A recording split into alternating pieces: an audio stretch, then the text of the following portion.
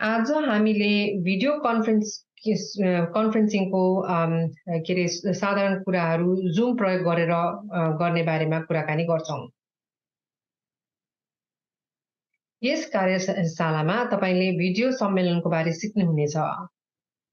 हामी सिप र आत्मविश्वास विकास गर्ने काम गर्नेछौं ताकि तपाईले अनलाइन मिटिङहरुमा सामेल हुन सक्नुहुनेछ। यसमा निम्नलिखित कुराहरू पर्नेछन्। अरूले तपाईलाई आमन्त्रण गरेको मिटिङमा जोडिने, तपाईको आफ्नै व्यक्तिगत जुम खाता सिर्जना गर्ने, तपाईले अनलाइन मिटिङमा प्रयोग गर्नुहुने सामान्य सुविधाहरू चिन्ने, यो कार्यशालाको क्रममा तपाईले अनलाइन मिटिङ सञ्चालन गर्ने सम्बन्धी सूत्र र उपायहरू सिक्नुहुनेछ। अब सुरु गरौँ। तपाईले कसरी गुगल मिट, फेसटाइम वा जुम जस्ता भिडियो सम्मेलन प्रयोग गर्न सक्नुहुन्छ? कसले परिवार र साथीहरूसँग कुराकानी गर्न भिडियो सम्मेलन प्रयोग गरेको छ? तपाईले काममा अन्तर्वार्ता पनि गर्न सक्नुहुन्छ। तपाईले काम, चर्च अथवा सोशल मिटिङहरू पनि तपाईले सहभागिता जनाउन सक्नुहुन्छ। हजुर, भिडियो कन्फरेन्सिङ अथवा यो जुन सिधा अगाडि बसेर लाइभ जुन भेटघाट छ त्यो चाहिँ परिवारको साथमा तपाईले प्रयोग गर्न सक्नुहुनेछ। तपाईले यो भिडियो कन्फरेन्सिङ प्रयोग गरेर तपाईले परिवारसँग, साथीभाइसँग काममा अथवा अरू विभिन्न कुराहरूको लागि तपाईले मिटिङ सञ्चालन गरेर यो छलफलहरू अथवा मिटिङ अथवा भेट्ने अवसर पाउनुहुनेछ। हजुर, भिडियो कन्फरेन्सिङ अथवा यो लाइभ मिटिङ चाहिँ यो चाहिँ दुई अथवा दुईभन्दा बढी व्यक्तिहरू अनलाइन बसेर भेटघाट गर्न सक्ने माध्यम हो। हजुर, तपाईले यो भिडियो कन्फरेन्सिङ चाहिँ तपाईको परिवार, साथी, काम, सहकर्मीहरू, तपाईका बालबालिकाका शिक्षकहरूसँग आदिसँग सहभागी हुन यो भिडियो तपाईले सम्मेलनको माध्यम प्रयोग गर्न सक्नुहुन्छ। कुनै व्यक्ति वा समूहसँग अनलाइन मिटिङ गर्न तपाईले प्रयोग गर्न सक्ने धेरै माध्यमहरू छन्, जस्तै Microsoft Teams, Google Meet, FaceTime वा जुम। यो कार्यशालामा हामी जुम प्रयोग गर्दैछौं।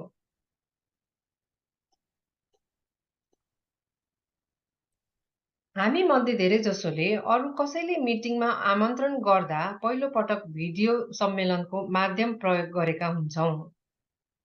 विशेष गरी हामीले इमेल मार्फत आमन्त्रण प्राप्त गर्छौं। एउटा आमन्त्रणको उदाहरण हेरौं। आमन्त्रणमा तलका कुराहरू समावेश हुन्छन्, जस्तै कसले तपाईलाई मिटिङमा आमन्त्रण गरिरहेको छ, मिटिङको उद्देश्य अथवा शीर्षक, मिति र समय, मिटिङमा जोडिने लिङ्क, मिटिङमा कल गर्न प्रयोग गरिने फोन नम्बर अथवा आमन्त्रणमा फोन नम्बर हुन पनि सक्दछ र नहुन पनि सक्दछ। आमन्त्रणमा फोन नम्बर हुन पनि सक्छ र नहुन पनि सक्दछ। तपाईसँग कम्प्युटर, इन्टरनेट वा क्यामेरा सहितको मोबाइल नभए पनि तपाईले आफ्नो फोन प्रयोग गरेर मिटिङमा सम्मेलन हुन सक्नुहुन्छ। आफ्नो फोनबाट कल गर्दा तपाईले मिटिङ आइडी र पासवर्ड प्रविष्ट गर्न तपाईको फोनको किप्याड प्रयोग गर्न सक्नुहुन्छ। मिटिङको दिन र समयमा तपाईले आफूले प्राप्त गर्नुभएको इमेलमा भएको जुम मिटिङमा जोडिने लिङ्कमा क्लिक गर्नुहुनेछ। तपाईले उक्त लिङ्कलाई कुनै इन्टरनेट ब्राउजरमा पेस्ट गरेर पनि मिटिङमा सहभागी हुन सक्नुहुन्छ।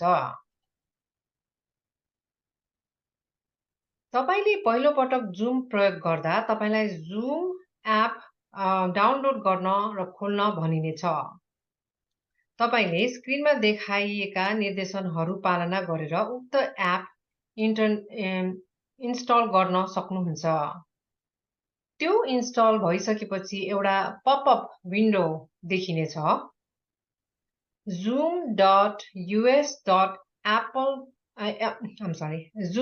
zoom.us.app खोल्नुहोस् भन्ने बटनमा क्लिक गर्नुहोस्।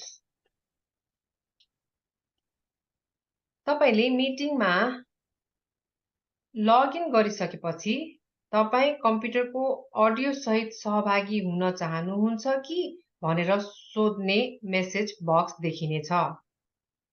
यो लिंकमा क्लिक गर्नुभयो भने तपाईं मिटिङमा प्रवेश गर्नुहुनेछ। मिटिङको बेला जुमले तपाईको कम्प्युटर भित्रकै माइक्रोफोन र स्पिकर वा तपाईको कम्प्युटरमा जोडिएको हेडसेट प्रयोग गर्नेछ। मिटिङमा तपाईलाई सहभागी सबैले सुन्नेको सुनिश्चित गर्न तपाईसँग एउटा माइक्रोफोन हुनु पर्दछ। तपाईसँग इन्टरनेट छैन वा तपाई आफ्नो कम्प्युटरमा माइक्रोफोन प्रयोग गर्न चाहनुहुन्छ भने के गर्ने?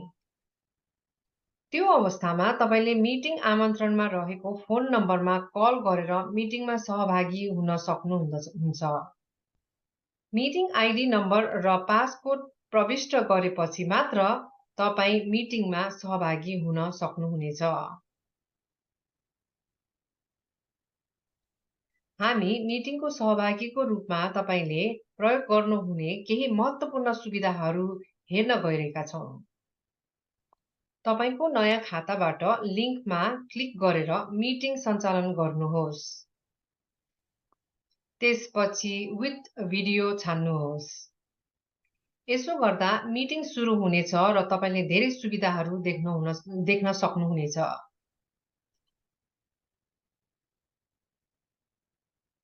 हजुर, अब यहाँ हामीसँग जुम हामीले पायौं।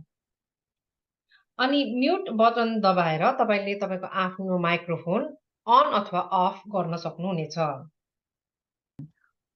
अनि त्यहाँनिर क्यामेरामा थिचेर तपाईले आफ्नो क्यामेरा पनि अन अथवा अफ गर्न सक्नुहुनेछ। हजुर, अनि च्याटमा दबाएर अर्को सहभागीहरूसँग तपाईले च्याट गर्न अथवा कुराकानी गर्न सक्नुहुनेछ। अनि त्यहाँनिर मुखले नबोलिकन तपाईले चाहिँ त्यहाँनिर रियाक्सन बटनहरू हुन्छन् त्यो प्रयोग गरेर एक अर्कासँग अथवा सहभागितासँग पनि कुरा गर्न सक्नुहुनेछ। अनि त्यहाँनिर भ्यू बटनमा दबाएर जो व्यक्तिले बोलिरहेको छ त्यो व्यक्तिलाई मात्र को भिडियो हेर्ने कि अथवा सबै सहभागिताहरूको फोटो हेर्ने त्यो पनि गर्न सक्नुहुन्छ। तपाईको कम्प्युटरमा क्यामेरा छैन भने के गर्ने? तपाईको मोबाइलको क्यामेराले काम गर्छ भने तपाई मोबाइल मार्फतबाट पनि सहभागी हुन सक्नुहुन्छ। यसको लागि तपाईले आफ्नो मोबाइलमा जुम एप इन्स्टल गरेको हुनुपर्ने हुन्छ। तपाईले भिडियो सम्मेलनको लागि प्रयोग गर्नुहुने मोबाइल अनुसार कस्तो किसिमको मोबाइल प्रयोग गर्नुहुन्छ त्यो अनुसार केही विकल्पहरू तपाईको स्क्रिनको फरक स्थानमा हुन सक्दछन्। यो उदाहरणमा म्युट, भिडियो र सहभागीहरू ट्याबहरू सबै स्क्रिनको तल्लो भागमा छन्। तपाईले मोरमा क्लिक गरेर कुराकानी र प्रतिक्रिया जस्ता सुविधाहरू हेर्न सक्नुहुन्छ।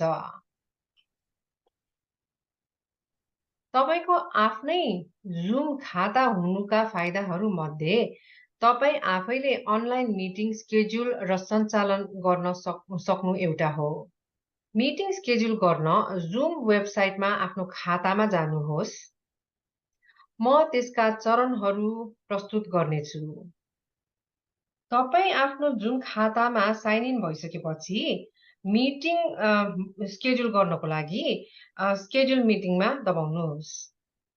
अनि त्यसमा चाहिँ शीर्षक टाइप गर्नुहोस् अनि कुन मितिमा मिटिङ हो त्यो मिति रोज्नुहोस्। साथसाथै मिटिङ कुन बेलामा सुरु हुने त्यो समय पनि रोज्नुहोस्। कति लामो समयको मिटिङ राख्न चाहनुहुन्छ त्यो चाहिँ ड्युरेसन अथवा समय कति हो त्यसमा समय टाइप गर्नुहोस्, लेख्नुहोस्। अनि सबै जानकारीहरू तपाईले त्यहाँ राखिसकेपछि सेभमा थिच्नुहोस् अथवा क्लिक गर्नुहोस्। अब तपाईको मिटिङ स्केड्युल भयो।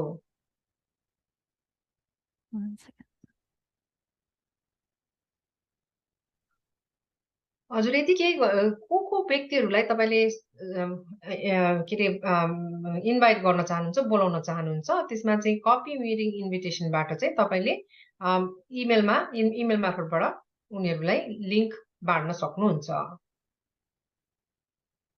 तपाई मिटिङ सञ्चालक हुनुहुन्छ भने मिटिङ तपाईको नियन्त्रणमा हुनेछ। तपाईको मिटिङ सकेसम्म उत्तम होस् भनी सुनिश्चित गर्न यहाँ केही सूत्रहरू छन्। मिटिङ सञ्चालकले प्रयोग गर्न पाउने सुविधाहरू स्क्रिनको तल्लो भागमा रहेको मेनुमा हुनेछन्। तपाई मिटिङको सञ्चालकको रूपमा मिटिङमा सहभागी यदि तपाई मिटिङको सञ्चालक हुनुहुन्न भने तपाईले यी सुविधाहरू देख्नुहुने छैन। सुरक्षा सुविधाहरू प्रयोग गर्ने सम्बन्धी केही सूत्रहरू छन्। सूत्र नम्बर 1 मा मिटिङ सुरु भएपछि तपाईले त्यसलाई लक गर्न सक्नुहुन्छ। यसले अनावश्यक व्यक्तिहरूलाई मिटिङमा प्रवेश गर्नबाट रोक्दछ। सूत्र नम्बर 2 मा तपाईले वेटिङ रुम सक्रिय पार्न सक्नुहुन्छ ताकि तपाईले जो मिटिङमा सहभागी हुन् भन्ने चाहनुहुन्छ ती मानिसहरूलाई मात्र प्रवेश गराउन सक्नुहुन्छ। सूत्र नम्बर 3 तपाई सहभागीहरूलाई कस्ता सुविधाहरू प्रयोग गर्न सकुन् भन्ने चाहनुहुन्छ त्यसबारे विचार गर्नुहोस्, जस्तै आफै अनम्युट गर्ने, आफ्नो स्क्रिन देखाउने वा च्याट गर्ने। तपाईले मिटिङ सुरु हुनु अघि नै यी सुविधाहरू मिलाउन सक्नुहुन्छ वा तपाईले मिटिङकै क्रममा पनि त्यो काम गर्न सक्नुहुन्छ। सूत्र नम्बर 4 यदि कोही अनावश्यक व्यक्ति तपाईको मिटिङमा प्रवेश गरेको छ भने तपाईले रिमुभ पार्टिसिपेन्ट सुविधा प्रयोग गरेर उक्त व्यक्तिलाई हटाउन सक्नुहुन्छ। तपाईले अनुमति नदिएसम्म उक्त व्यक्ति पुनः मिटिङमा सहभागी हुन सक्ने छैन। सञ्चालक भएको नाताले तपाईका लागि सहभागीहरूको प्यानलमा पनि बढी सुविधाहरू उपलब्ध हुन्छन्। थप केही सूत्रहरू यहाँ दिइएका छन्। सूत्र नम्बर 5 यदि कसैले लामो समयसम्म प्रस्तुत दिइरहेको छ वा बोलिरहेको छ भने तपाईले म्युट अल बटन प्रयोग गरेर सबैजनालाई म्युट गर्न सक्नुहुन्छ। यसले गर्दा पृष्ठभूमिमा अत्यन्तै कम हल्ला हुनेछ। सूत्र नम्बर 6 यदि कुनै सहभागीको पृष्ठभूमिमा आवाज आइरहेको छ र उसले आफै म्युट गर्न सक्दैन भने तपाईले उक्त व्यक्तिको नामको छेउमा रहेको म्युट बटनमा क्लिक गरेर उसलाई म्युट गर्न सक्नुहुन्छ। यदि तपाईले मिटिङको रेकर्ड राख्न चाहनुहुन्छ भने तपाई रेकर्ड सुविधा प्रयोग गर्न सक्नुहुन्छ। यसो गर्दा मिटिङको रेकर्डिङ तपाईको कम्प्युटर वा अनलाइन जुन खातामा सुरक्षित हुनेछ। सूत्र नम्बर 7 तपाईले कुनै मिटिङ रेकर्ड गर्ने योजना गर्नुभएको छ भने सधैँ सहभागीहरूलाई थाहा दिनुहोस्। सूत्र नम्बर 8 मा चाहिँ सञ्चालक भएको नाताले मिटिङ सकिएपछि तपाईले त्यसलाई समाप्त गर्नु महत्त्वपूर्ण छ। मिटिङ समाप्त गर्न एन्डमा क्लिक गर्नुहोस्। त्यसपछि एन्ड मिटिङ फर अलमा क्लिक गर्नुहोस्। तपाईले सोच्नु भए जस्तै यसले सबै सहभागीहरूका लागि मिटिङ समाप्त गर्नेछ। बधाई छ, आज तपाईले भिडियो सम्मेलनको बारे जान्नुभयो।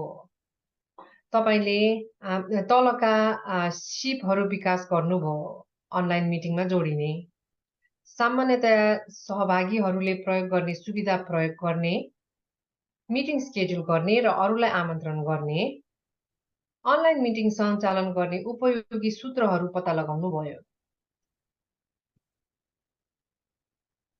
आजको यो मिटिङ चाहिँ पब्लिक लाइब्रेरी र AT&T बाट प्रदान गरिएको हो।